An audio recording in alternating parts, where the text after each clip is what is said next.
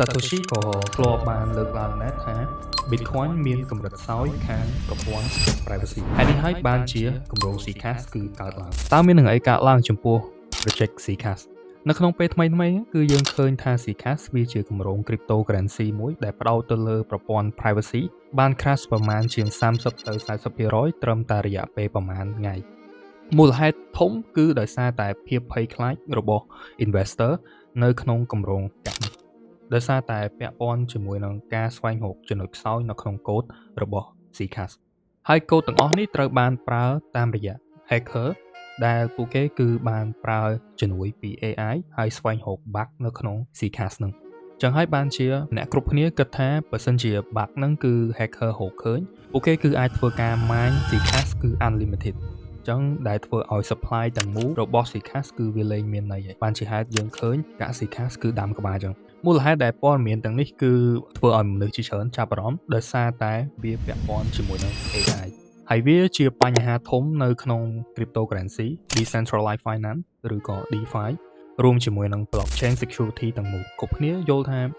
សម័យហ្នឹងនៅថ្ងៃអនាគតគឺយើងនឹងប៉ះពាល់ជាមួយវាទាំងអស់ប៉ុន្តែវាជួនជាមួយនឹងការកើនឡើងនៃបច្ចេកវិទ្យា AI និង quantum computing ដែលមានការនិយាយតគ្នាតើរបៀបពីរហ្នឹង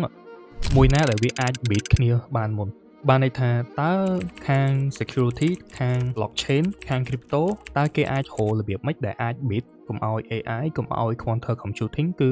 បំផ្លាញវិស័យនឹងចោលតែបើសិនជា industry ហ្នឹងគឺ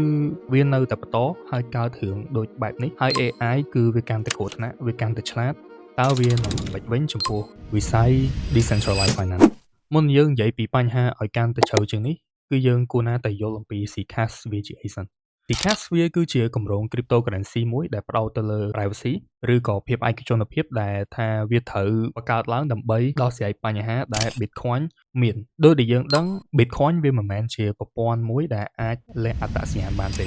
បើតែថាវាមិនប្រើឈ្មោះយើងពិតវាប្រើ crypto wallet address ក៏ដោយប៉ុន្តែភាពឯកជនភាពរបស់យើងគឺអាចនៅតែតាមដានបានដោយសារតែ wallet address វាភ្ជាប់ជាមួយនឹងសកម្មភាពរបស់យើងនៅលើអ៊ីនធឺណិតឬក៏ exchange នៅក្នុងប្រព័ន្ធ blockchain មួយបើសិនជាគេអាចធ្វើការ analyze និងស្វែងរក pattern នៃ crypto wallet ហ្នឹងគឺគេអាចនៅតែរកឃើញអត្តសញ្ញាណអ្នកកាន់ wallet ហ្នឹងបានដដែលសូម្បីតែនៅក្នុង Bitcoin white paper Satoshi ក៏ធ្លាប់បានលើកឡើងដែរថា Bitcoin មានកម្រិតខ្សោយខាងប្រព័ន្ធ privacy ហើយនេះហើយបានជាគម្រោង CCAS គឺកើតឡើង CCAS គឺត្រូវបានបង្កើតឡើងមកដោយផ្អែកទៅលើ Bitcoin code ប៉ុន្តែបន្ថែមនៅបច្ចេកវិទ្យា privacy ដើម្បីឲ្យអ្នកប្រើប្រាស់គឺលាក់ព័ត៌មាននៅក្នុងការប្រតិបត្តិការ transaction ខ្លួនឯងឲ្យល្អជាងមុនប៉ុន្តែថ្មីនេះដោយសារតែបញ្ហាងាយនឹងរងគ្រោះនៅក្នុងកូដរបស់ CCAS ហើយដូចដែលយើងដឹងហើយថានៅក្នុងពិភព crypto វាជាបញ្ហាធ្ងន់ធ្ងរបំផុតព្រោះហេតុអី cryptocurrency ភាគច្រើនគឺផ្អែកទៅលើ supply ត្រូវបានគ្រប់គ្រងដោយកូដ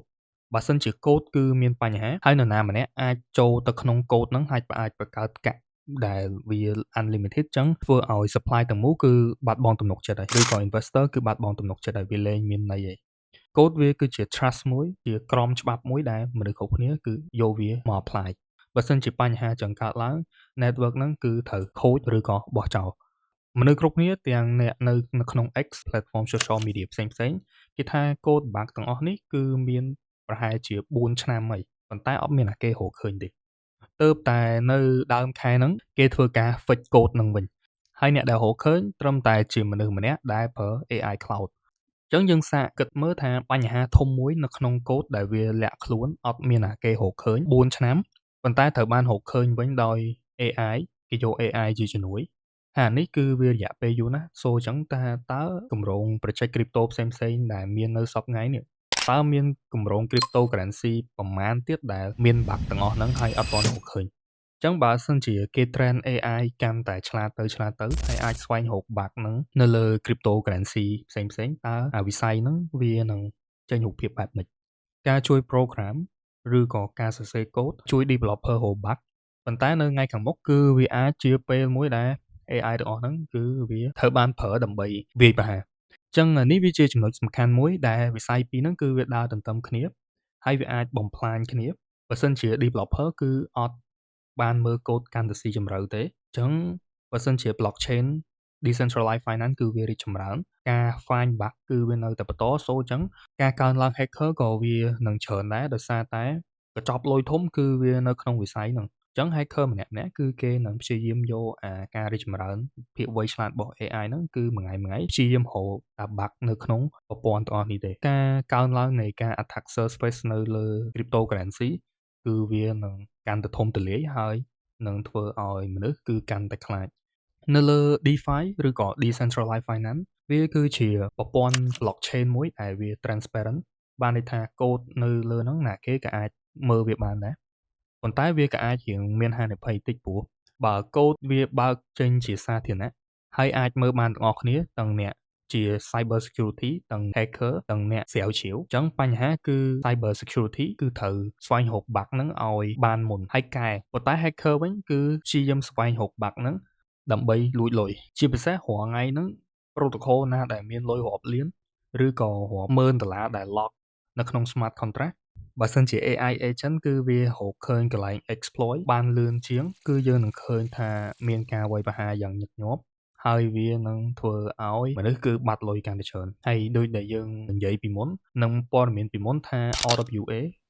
ឬក៏ real world asset ភាគច្រើនគេចង់យក technology blockchain យកមក apply ហើយក៏មានលុយមួយចំនួនធំមក cryptocurrency បើសិនជា AI គឺវាអាចអាន code អាចវិភាគ logic រកចន្លោះប្រហោងនៅក្នុង industry នេះអញ្ចឹង blockchain project និង DeFi protocol ទាំងមូលគឺនឹងលែងមានលុយដែល swap លែងមានលុយដែល lending លែងមានលុយដែល farm yield ឬក៏ bridge ផ្សេងៗដោយសារតែម្នាក់ៗគឺភ័យព្រួយនៅរឿងនេះយើងមិនមែនគិតត្រឹមតែ hacker ហ្នឹងទេយើងមាន AI ហ្នឹងរួមផ្សំគ្នាហើយនឹងការមកដល់នៃ quantum computing AI វាអាចជួយរក bug នៅក្នុង code ហើយចំពោះ quantum computing ហ្នឹងនៅថ្ងៃអនាគតក៏វាជាបញ្ហា concern មួយដែលអ្នកនៅក្នុង cryptocurrency គឺគេយកវាមកនិយាយស្រទាប់នីមួយៗនៅក្នុង cryptocurrency ដែលមាន code cryptographic និង network បើសិនជាកន្លែងណាមួយដែលវាមានភាពរសើបឬក៏វាមានភាពប៉ះពាល់វានឹងធ្វើឲ្យមនុស្សគិតថាវាជាកន្លែងដែលហានិភ័យខ្ពស់កាន់តែខ្ពស់ទៅអញ្ចឹងលែងមានណាគេមកមើលនិងបន្តវិនិយោគទៀតហើយ So នេះខ្ញុំមិននិយាយបំភ័យអ្នកនរគ្នាទេព័ត៌មានគឺវាចឹងមែនយើងចាំមើលថានៅថ្ងៃខាងមុខគឺវានឹងមិនទៀតបើសិនជា project ផ្សេងអត់យកវាជាគំរូទេអត់មាន audit មួយដែលវាខ្លាំងឬក៏មិនមាន security culture ត្រឹមត្រូវអញ្ចឹង investor គួរណាតែគិតឡើងវិញគេនឹងអត់ទៅប៉ះពាល់ទេយើងដឹងហើយថា cryptocurrency វា volatile ប៉ុណ្ណាហើយបើសិនជាវានៅតែបន្តហើយមានបូកផ្សំជាមួយនឹងហានិភ័យ code ហានិភ័យ security governance liquidity និង trust ផ្សេងៗទៀតសូចឹងសួរថាយើងទៅដាក់លុយនៅលើ crypto មកទៀតអញ្ចឹងមុនយើងធ្វើការមើលទៅលើ project មួយតាមដានបន្តិចស្វែងយល់ពីរិះហើយសួរខ្លួនឯងថា project ហ្នឹងគឺវាមាន security ប៉ុណ្ណាអញ្ចឹងខ្ញុំមានប៉ុណ្ណឹងអរគុណដល់អ្នកគ្នាដែលបានស្ដាប់បើសិនជាអ្នកគ្នាចូលចិត្តកុំភ្លេចជួយ like subscribe comment ឲ្យខ្ញុំដឹងហើយចំពោះអ្នកដែលចង់ support ខ្ញុំគឺអាច join នៅ channel ខាងក្រោមដែលខ្ញុំមានលក់ជាអាវ design ដោយខ្ញុំផ្ទាល់ហើយបើសិនជាអ្នកគ្នាចង់តាមដានខ្ញុំផ្សេងៗទៀតគឺអាចទៅមើល channel ផ្សេងដែលខ្ញុំនិយាយពី anime និង follow ទៅលើ platform ទាំងនោះអរគុណយើងជួបគ្នាជាមួយខ្ញុំនៅវីដេអូក្រោយ That's all I got peace and love I'm up bye bye